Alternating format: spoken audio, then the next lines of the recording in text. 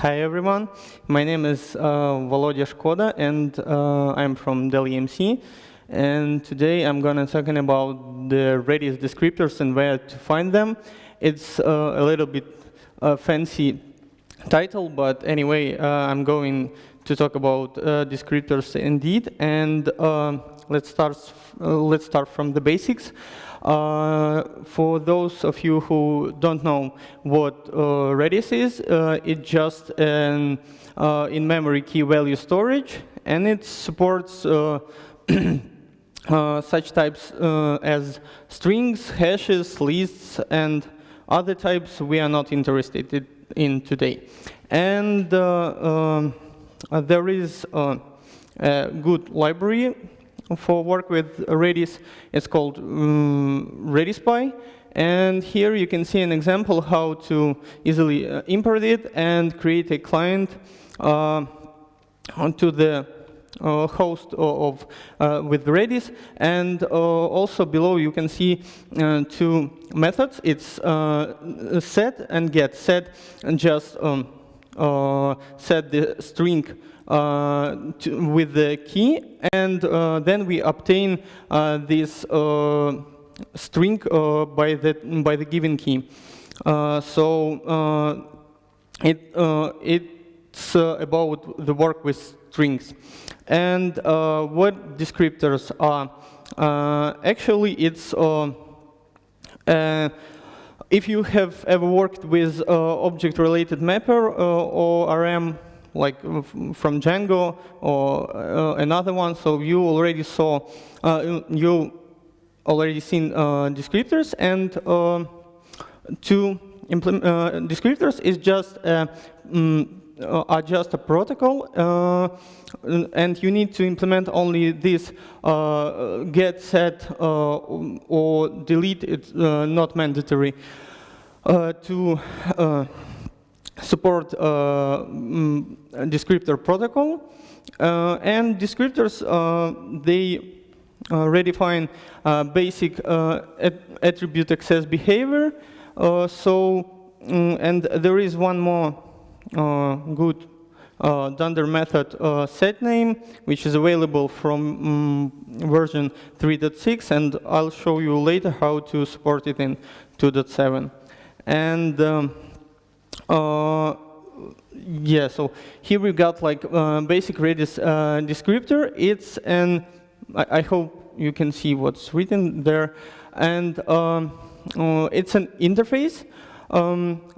It has the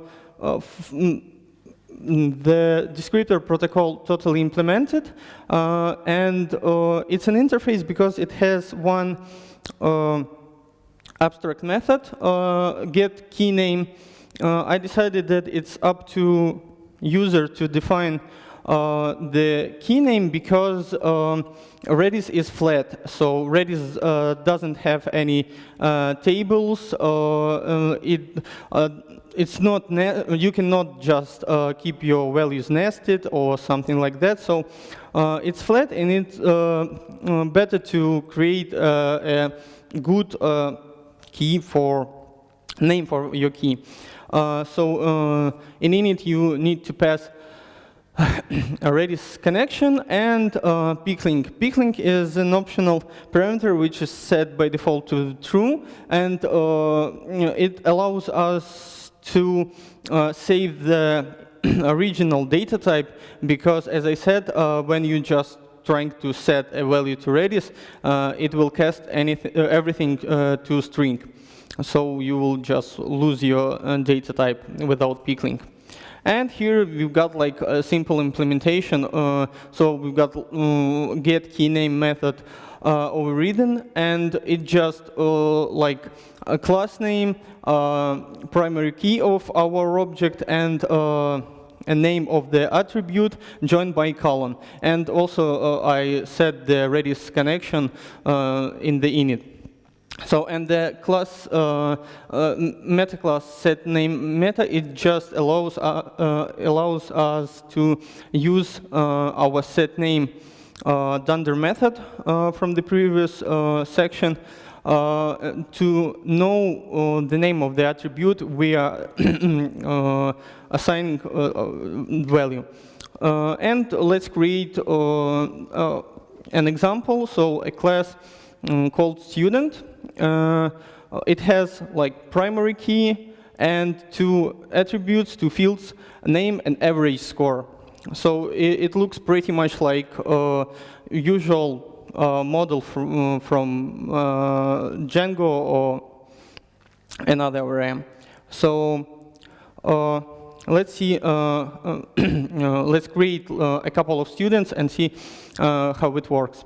So in the very beginning, we will check that we've got no keys currently in Redis. It's true, and we create the first student with the primary key equal 1, and let's assign name John Gold and average score like 4. And then we will make sure that everything is stored, and that's true. So the keys are that we are expecting, and so let's create another one student with the primary key 2 and name like a list with the first name and last name strings and average score as a float. So then we are checking and everything is okay. So when we receiving the value back, we see that the original data type is saved and everything is fine. And if we create, obviously, the student with the primary key we already had, we will see that name and average score returning from the Redis, so it already has values. And the keys are, you see the keys that we are storing currently. But the problem is that you can shoot yourself in the foot if you just will try, to change, to modify the value stored, for example, in the list, because you are receiving the copy of the value stored in the Redis. So that means that if you try to change the name of the second student, like Stan Smith to the Steve Smith, it will not do this. What can we do? In that case, we can just use Redis list for that case. And Redis list, so as I said, Redis support that data type, and there are like a bunch of methods, I would say commons for work with the Redis list. But why not to create a Python class with our well-known Python list methods, such as append, extend, remove, pop, instead of that rpush, lrange, ln, and so on, in order not to remember just all of them. And so I wrote a just simple binding for that. It just takes in the init, again, connection to Redis, then key name, and optional iterable initial value. So we assigning like list with one item, the integer 1, and then we can append and so on. So like work with the usual Python list. Even we can just make sure that if we create Redis list with the same key name but without initial value, it will not override the value stored currently in Redis, so it will just take the existing value. And with that said, we can just inherit our interface for Redis Field, iRedis Field, and create a iRedis list field. So it with the dunder get method, it will return our Redis binding, and in the set it just a little bit complicated, I guess, for reading, but anyway, believe me, it just set the value to the Redis with the help of Descriptor protocol. And so let's check how it will change our student class. So we've got like the implementation of Redis list field. It just in multiple inheritance from the our interface, and in implementation of Redis field with the same get key name overridden. And we are adding the subjects field. It's a list. So in order to keep the subjects student chosen. And so let's initialize subject with a list of 2 values, math and physics, and checking that it's stored. So, and we can easily append another value. So now we can change the list stored in Redis. As you can see, we've got one new key for sure. It's student :1 subjects. And in the end of this presentation, I would tell you about 2 caveats that you can deal with. And first of all, as I said, you are working with copies. So we are using picklink and in order to save data type, but that means that you cannot change the value stored in Redis. For example, if we assign name of our second student as a dictionary with the keys first name and last name, and we want, for example, to change the first name to instead of Stan, to assign it to Steve. We will not succeed because we need like to define one more variable and store the value there, change it, and set it back to the descriptor. So what can we do in that case? We can just create a binding, for example, for Redis hash. It's a dictionary. The problem is that Redis hash is it doesn't support nesting or nested type, so you can just it's flat again, so you can just set the key value. Value cannot be one more hash or something like that. And the second one, descriptors are defined on the class level. That means that you are working always with the instances with descriptor. If you again, we've got our first student, and average score is 4. That's okay. And if we assign average score to our class, like student average score with the string, we will see that our beautiful descriptor will turn in a pumpkin, and it just will be the string for all the instances we are creating. So like for new students, for previous students, it will always be a string. And here are all the references that I used. So the code of this Redis bindings and descriptors you can find on the GitHub. I have just I recently started to upload the code to the GitHub. So any questions, suggestions? Thank you.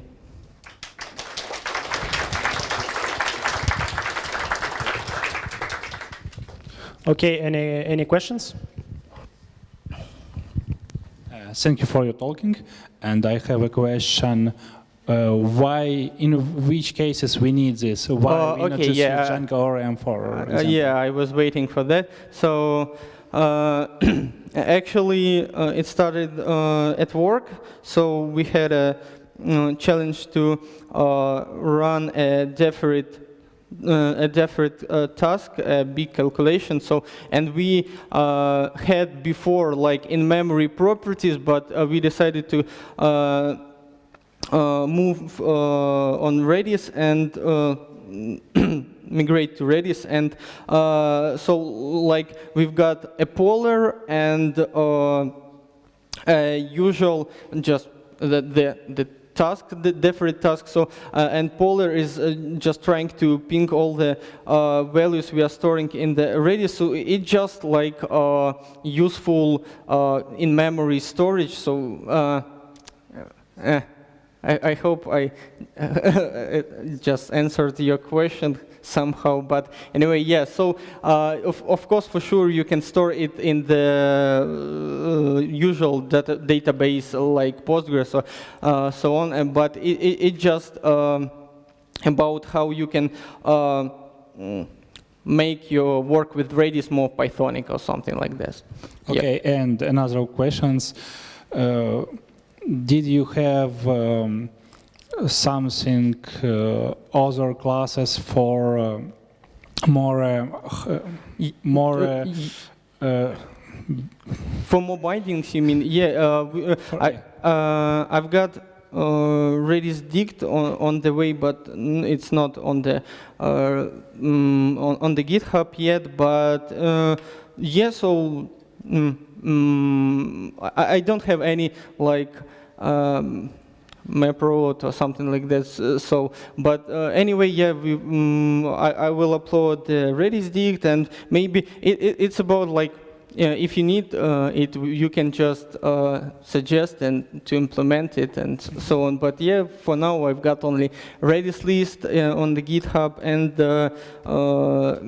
a couple of descriptors and a bunch of tests. That's it. Yeah. Okay. Thank you. You're welcome. Yeah. Thank you. So you mentioned first, thank you for your talk. It was very insightful. First question, I think you mentioned a couple of times in your talk that there is a couple of places where you can like easily shoot yourself in the foot. Yeah. Break the like model completely. Like from the talks of our other guys, I've seen like with descriptors you can do some sort of the reflection on the types you are getting, like in the get, in the set. So maybe, I guess, if there are a way to implement this protection in case of, you know. Sure, I'm asking for the help, and if you know how to do something, let's do it together. I mean, I have not implemented it yet, but anyway, you're always welcome. So if you know how to create a descriptor for the values that are stored inside the Redis, so in order to change them with the reflection, yeah, it would be awesome. Yeah, so like that. Thank you. Thanks.